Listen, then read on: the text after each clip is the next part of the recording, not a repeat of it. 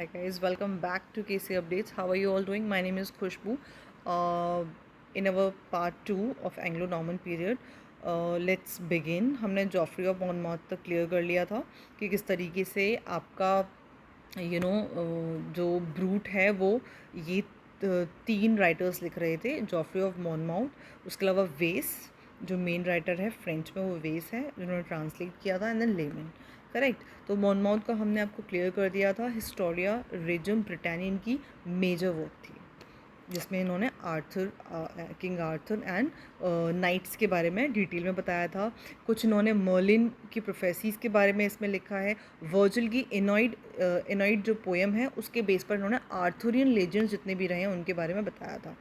Okay, lemons की brute की अगर मैं बात करूँ तो ये डॉगरियल वर्स में लिखी गई, which means irregular rhythm. As such कोई रिदम नहीं है, and yes it is in poetic form. ठीक है, ये प्रोज फॉर्म में था आपका जो जॉफ्री ऑफ मॉनमाउथ ने ब्रूट लिखा, ये आपकी पोइट्री फॉर्म में है।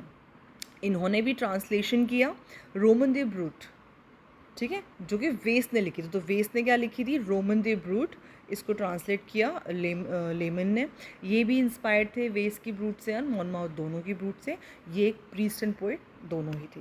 मेट्रिकल रोमांसेस की बात कर लेते हैं। ये चार तरह के रोमांसेस जो है वो लिखे जा रहे थे। Matter of France, matter of Britain, matter of Roman, matter of England. Matter of France में आपको याद रखना है कि it is also called Carolingian cycle, and actually there was a fight between Christianity and Islam religion. बहुत लंबा इस war को बोला जाता है। 100 ईयर्स वॉर भी एक लॉन्गेस्ट वॉर है। सिमिलरली ये भी एक बहुत लंबा वॉर है, and no one knows if that's true और नॉट। ठीक है, maybe it's a mythology, it's also a part of mythology. ठीक है ना। सो ये जो मैटर ऑफ फ्रांस है इसमें आपका ये वॉर डिस्कस किया गया और किस तरीके से एक्सप्लॉइट किया गया चार्ली मैग्ने एंड उनके पियर्स को। तो वो सब इसमें बताया गया है। एक सॉन्ग लिखा गया है चैंसन द रोलैंड नाम से, जिसको पहले चैंसन द गेस्टे करके बोला जाता था। सो ये बहुत बेसिक सी डिटेल ही आपको याद रखनी है।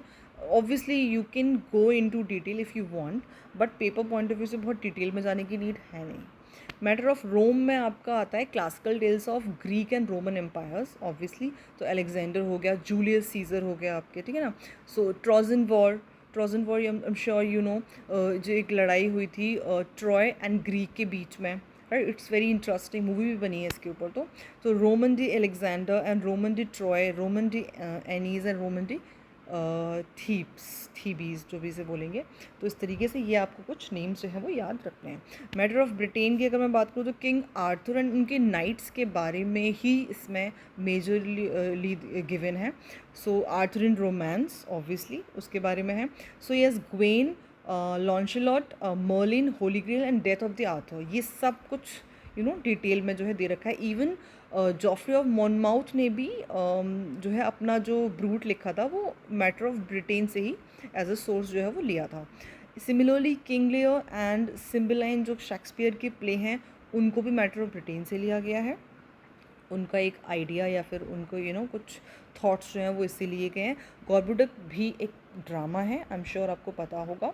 तो गॉर्बुडक को भी जो है मैटर ऑफ ब्रिटेन से लिया गया है। Important information. Matter of England में अगर बात करें तो बहुत ज़्यादा रिफाइंड नहीं है इसमें चीज़ें, फ्रांस, रोम और ब्रिटेन जैसी।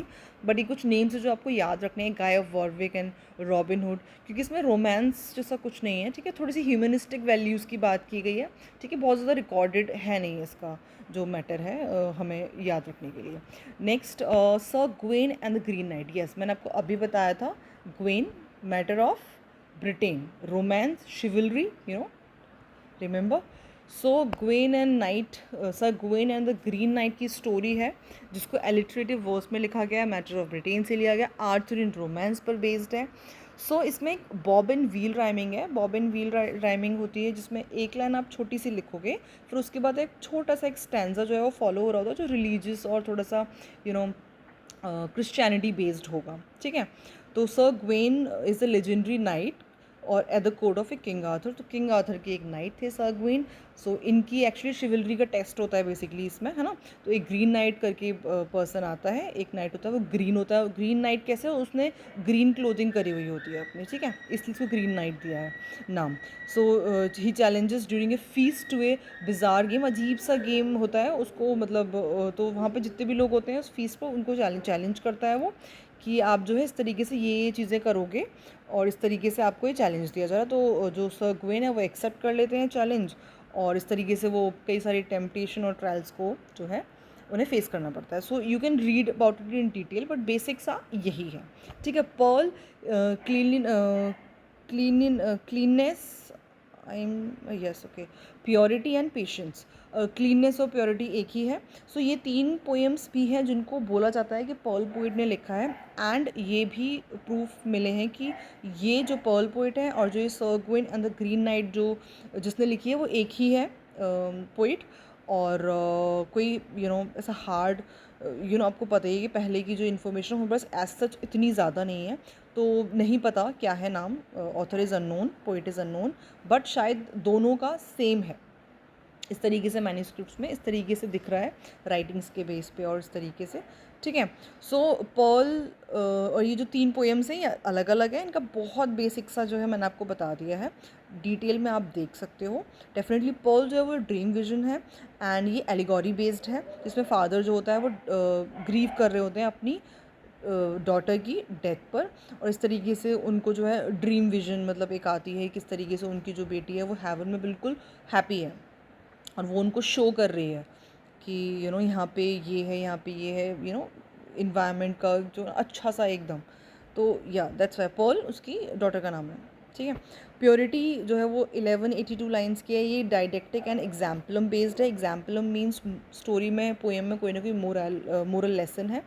बिब्लिकल स्टोरीज़, बिब्लिकल फीचर्स हैं इसमें, लाइक फ्लड दिखा दिए, the description of सोडम and Gomorrah, ये कैरेक्टर्स हैं आपके ओल्ड टेस्टामेंट और बाइबल से। पेशेंस जो पोएम है आपकी वो पैराफ्रेजिंग है स्टोरी ऑफ जोना की, जो कि ओल्ड टेस्टामेंट का पार्ट है। ये 530 लाइन्स में लिखी गई है और ये बिब्लिकल थीम्स पर बेस्ड है। कुछ स्पिरिचुअल लिटरेचर आपको याद रखनी है as it is, Julia of Norwich and Julia of Norwich जिन्होंने लिखा है रिविलेशन ऑफ डिवाइन लव को। ये फर्स्ट इंपॉर्टेंट बुक है जो किसी विमेन के द्वारा लिखी गई है। सिमिलरली मार्जरी कैम्प, इन्होंने भी एक बुक लिखी, the book of Marjorie camp 1438 में। ये एग्जाम्पल है आपका first spiritual autobiography in English, ठीक है। उनकी जर्नी, उनकी नेटिविटी एंड क्रूसिफिकेशन की पूरी एक तरीके से उन्होंने एक्सप्लेन किया है।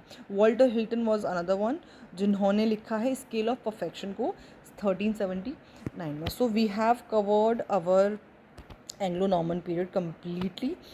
Let's meet you in another video with Age of Chaucer.